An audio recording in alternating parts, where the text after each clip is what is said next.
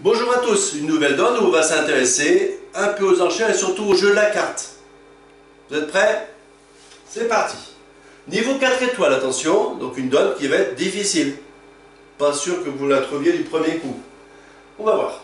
Alors, cette main-là, si je suis donneur, je me pose un peu la question de savoir de quoi j'ouvrirai. Je ne sais pas ce que vous en pensez. Vous, de quoi vous ouvrez cette main-là, si vous êtes en première position? Est-ce que vous l'ouvrez et de quoi? J'ai trois enchères possibles, hein.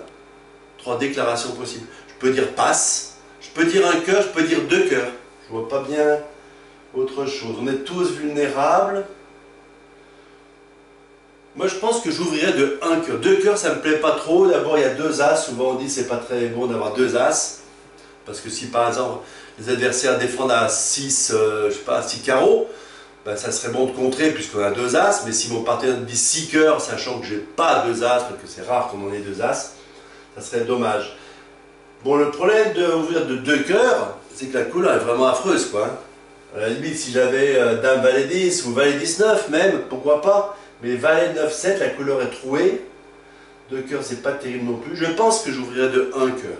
Bon, mais sans garantie du gouvernement. Alors, admettons que... Mais non, de toute façon, je ne pose pas, je suis pas déclarant. Bon, tout va bien. Le partenaire, on va voir, ouvre de un cœur. Partenaire, de un carreau, pardon. Je réponds un cœur.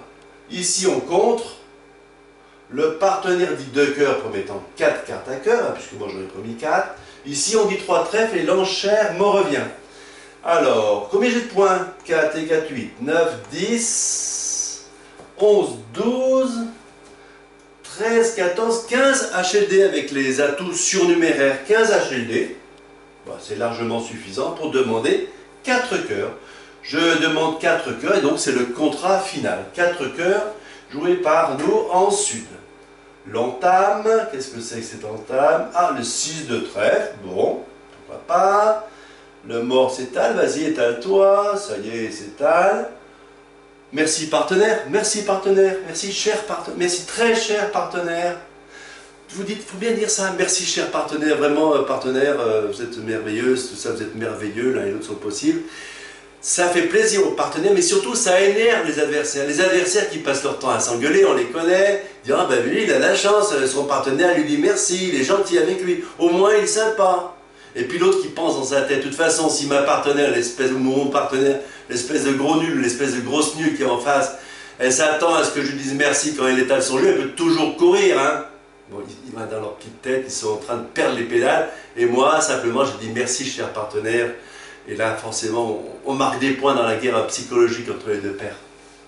C'est un conseil gratuit, mais vous ne dites pas que c'est moi qui vous l'ai donné ce conseil. Hein. Alors, 6 de trèfle.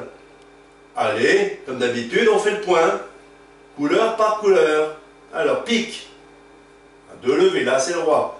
Cœur, il y en a une qui est sûre, mais on va faire beaucoup plus que une levée. On va en parler tout de suite. Carreau, une levée. Trèfle, une levée. Bon. Deux à pique, une à carreau, une à trèfle.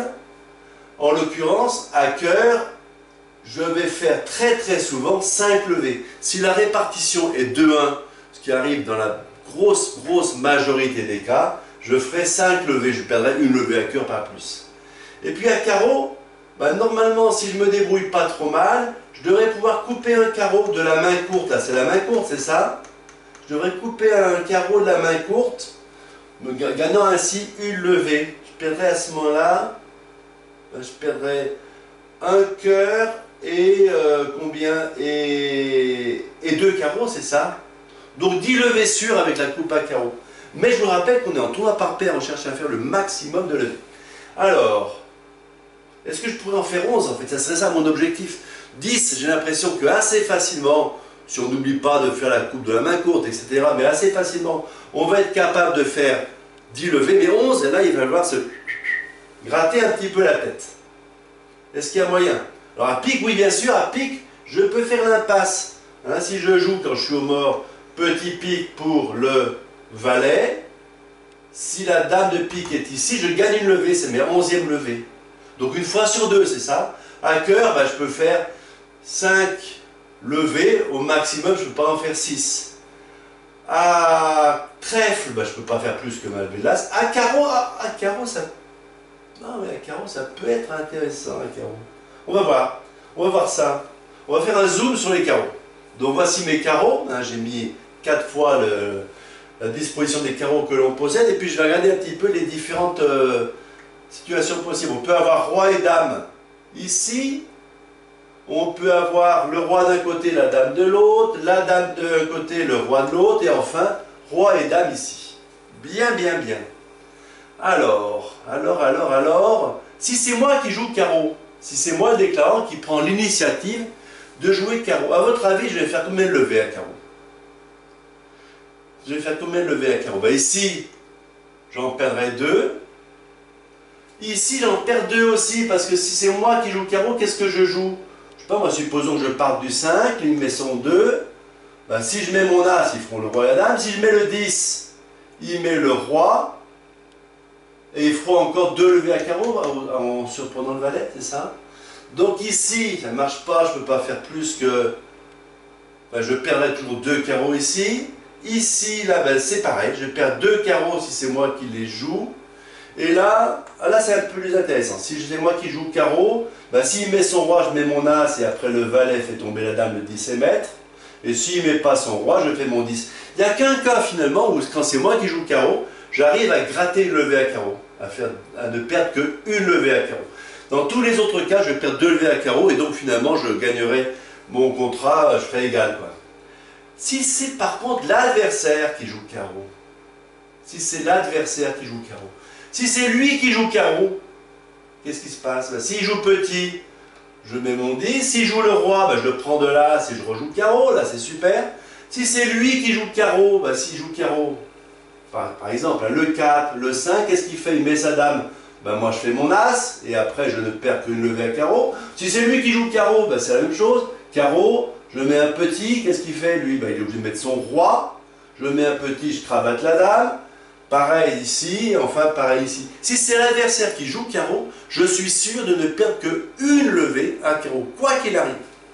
Ça, c'est quand même drôlement intéressant. Et ça doit me faire penser à des mises en main. Chaque fois que je vois ce genre de choses, si c'est moi qui joue une couleur, bof, si c'est l'adversaire, miam miam.